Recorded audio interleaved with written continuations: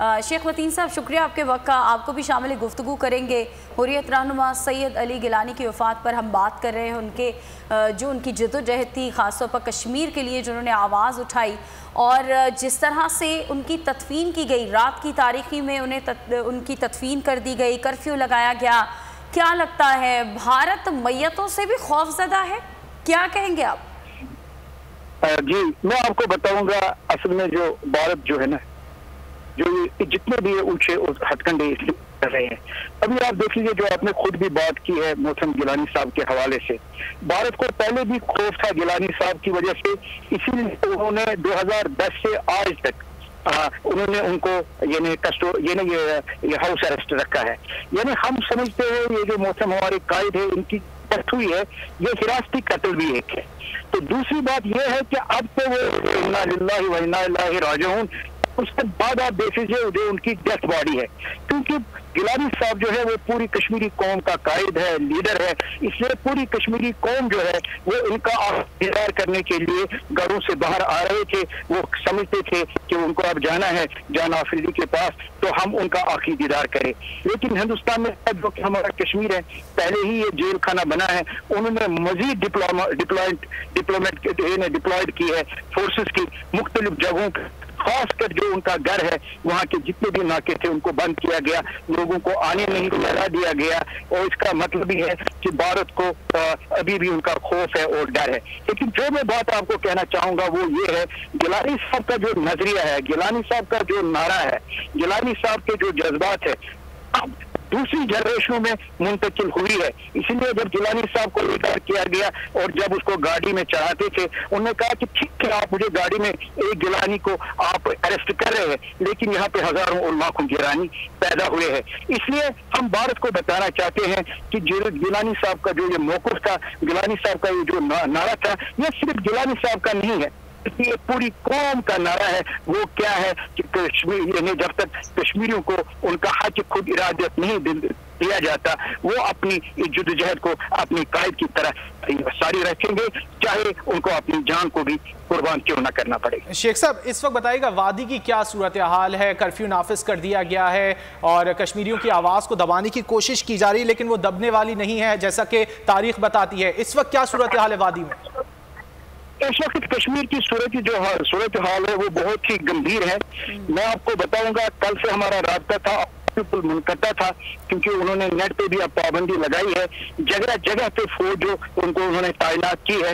यानी एक कश्मीर का एक मंजर है जिसको पैराडाइज ऑन अर्थ कहते थे, जन्नत फिरदौस जिसको कहते थे, जो इस जमीन पे वो हेल बना हुआ है, जहन्नम बना हुआ है, due to these occupational forces. जो इस वक्त की मौजूदा सूरत हाल है कश्मीर में, लोगों को बाहर आने नहीं दिया जाता है। लोग है हमारे अपनी जो है अपनी यहाँ पे मसरत आलम बख्श भी गिरफ्तार है, उनका जो नाइब वहाँ पे है वो उनको उन्होंने गिरफ्तार करने के लिए घर गए, वो नहीं थे, उनके बेटे को उन्होंने यानी मैं एक मिसाल इसलिए दे रहा हूँ, यही हाल पूरे मकबूजा कश्मीर की है।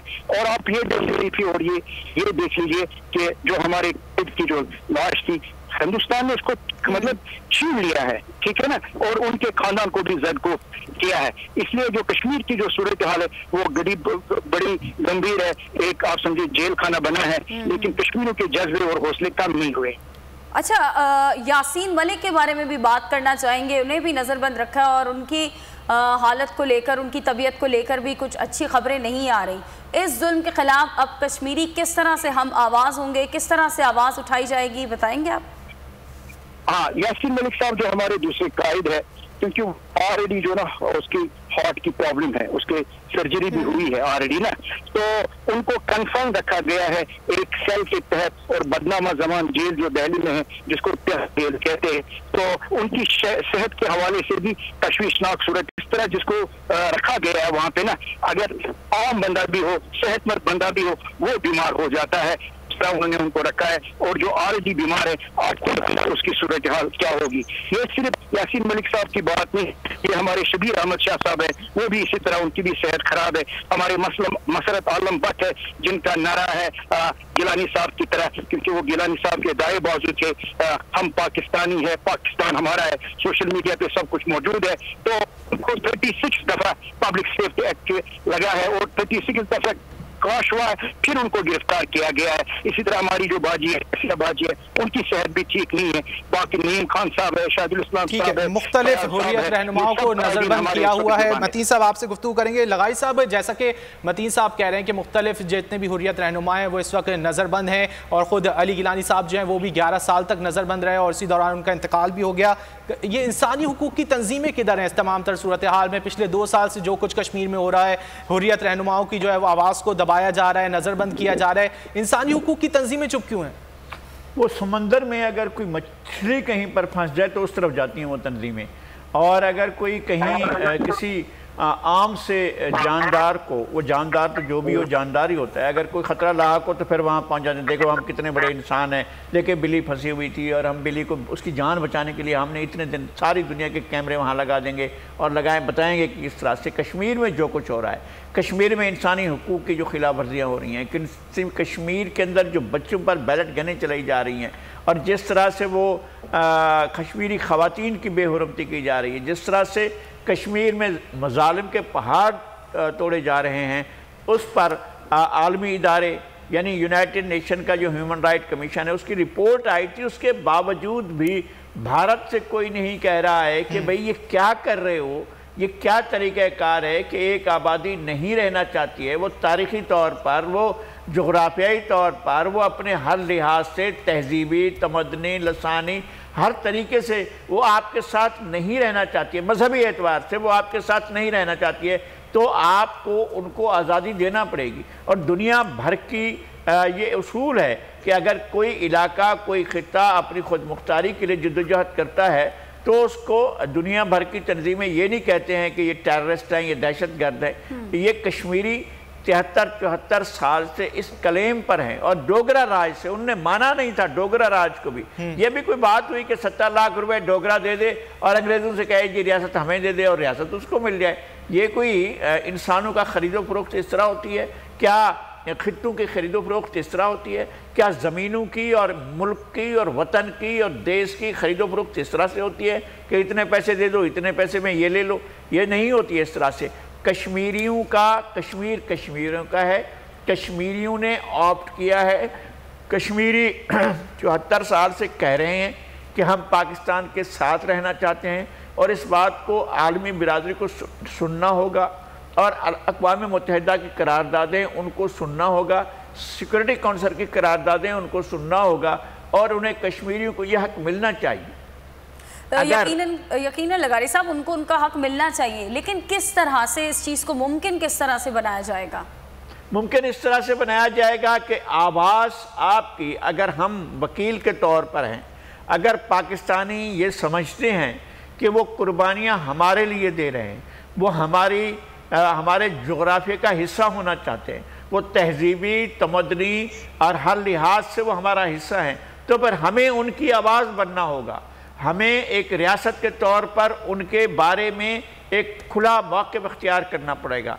हमें दुनिया के तमाम अहम मराकज़ में जाना पड़ेगा, हमें बीजिंग में जाना पड़ेगा, मॉस्को में जाना पड़ेगा, ब्रसेल्स में जाना पड़ेगा, लंदन में जाना पड़ेगा, पेरिस में जाना पड़ेगा, वाशिंगटन जाना पड़ेगा, न्यूयॉर्क जाना पड़ेगा, जिनेवा में जाना पड़ेगा। जहाँ जहाँ पर हमें आवाज़ उठानी ज़रूरी है, आवाज़ बुलंद करनी होगी। आसिफ हारून साहब, आपकी जानिब आऊँगा। वज़ीर आज़म इमरान खान अपने आप को खुद कश्मीर का सफ़ीर कहते हैं, और इस हवाले से बारहा जो है वो बैनुल-अक़वामी फोरम्स पर वो आवाज़ बुलंद करते रहे हैं, और इस मसले की जानिब जो आलमी बिरादरी उसकी तवज्जो मबजूल भी कराते रहे हैं। लेकिन आप क्या समझते हैं, कुछ अर्से हम बात करते हैं किसी टॉपिक पर, किसी मसले पर, लेकिन उसके बाद जो है वो पीछे चला जाता है, उस पर उस तरह गुफ्तगू नहीं होती?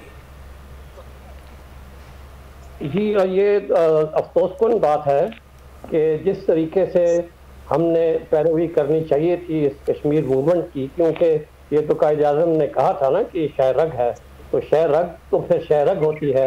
उस शहरग को तो इन्होंने अभी अपनी मुट्ठी में जकड़ के पकड़ लिया हुआ है, और यही है कि वो अलग नहीं किया बॉडी से, अदरवाइज तो उन्होंने सब कुछ उन्होंने कर लिया है अगस्त 2019 में, तो उसके बाद तो फिर कुछ हरकत होनी चाहिए थी ना, लेकिन यहाँ पर वो हरकत नहीं हुई, और वो तो आज तक इसी उम्मीद में बैठे हुए हैं कि पाकिस्तान جو ان کا حق ہے، یہ حصہ ہے جس کے لیے وہ جنگ لڑ رہے ہیں، وہ ہماری جنگ لڑ رہے ہیں۔ اگر وہ آج 9 سے 10 لاکھ فوج وہاں پر ان کی کمیٹڈ ہے اور ڈپلائڈ ہے تو وہ انہوں نے کمٹ کی ہوئی ہے، ورنہ یہ ان کی 10 لاکھ فوج پاکستان کے خلاف ڈپلائی ہوتی۔ تو یہ تو ایک قسم کی وہاں یہ ہمارے لیے یہ جنگ لڑتے رہے ہیں اور آج بھی لڑ رہے ہیں۔ اور خاص کر جو اگست 2019 کے بعد جو ان کو گھروں میں پابند سلاسل کر دیا، ان کو لاک ڈاؤن کر دیا، وہ ہر ہیومن رائٹ سے، بیسک رائٹ سے ان کو محروم کر دیا، تو اس کے بعد تو وہ بیچارے ابھی تک اگر وہ زندہ ہیں، سانس لے رہے ہیں اور اب بھی وہ اپنی رائٹس آف سیلف ڈٹرمنیشن کی بات کر رہے ہیں، آج بھی وہ پاکستان کی ہی وہ بات کر رہے ہیں، وہی نعرے جو ہیں وہی بلند ہو رہے ہیں کہ ہم نے پاکستان کا حصہ بننا ہے، تو پھر ہمیں اس کے لحاظ سے میں یہ سمجھتا ہوں کہ ہم نے ابھی تک اس طریقے سے جو ہے نا اپنی آواز نہیں اٹھائی جس طرح کہ ہمیں اٹھانی چاہیے تھی۔ سبسکرائب کریں اور بیل دبائیں تاکہ کوئی خبر رہ نہ جائے۔